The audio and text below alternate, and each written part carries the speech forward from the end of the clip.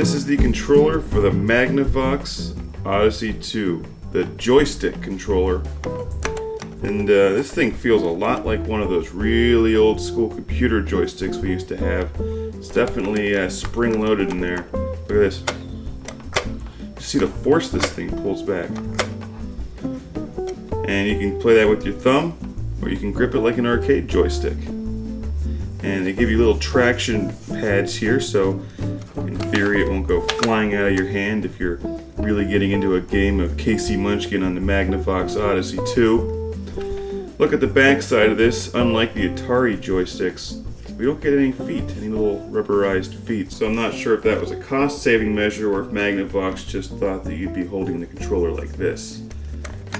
Has a fire button there, and overall, as you can see, it's just basically like holding a plastic brick. There's really no ergonomics whatsoever on this controller, and it's not one of the most comfortable to hold and play. It does seem a little awkward compared to the newer controllers for sure, but it's functional. The button works, and this thing's not bad. It's if we take a closer look at it, you can see it's got little ridges in here.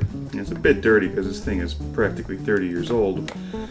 But I don't care for these ridges. I find sometimes you try to, get your character up in the corner and then you get stuck in one of these things and you kind of bounce over like that. But one major difference between the controllers for the MAGNAVOX Odyssey 2 and many other game consoles, and most other game consoles, is that they are physically attached to the MAGNAVOX Odyssey 2.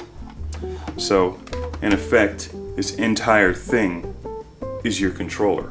And that makes this the best controller ever made. If you look at the fire button, it doesn't say fire.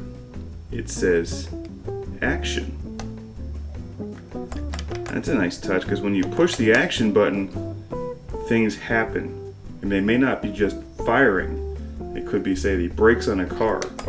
They do give you a nice little spot of chrome up there on top of the controller, and you can see there's also little grippy things here. Individually, they're not bad. They are fully functional. They seem to be actually fairly well constructed. The wire's a bit flimsy, but that really shouldn't make much of a difference. And for playing games like Casey Munchkin or Speedway, they're not bad at all. And if you have a MAGNAVOX Odyssey 2, you're kind of stuck with it. So what else are you going to do? What do good dogs get? You know what they get? That's right. The entire MAGNAVOX Odyssey 2. Well, don't you think this is pretty cool?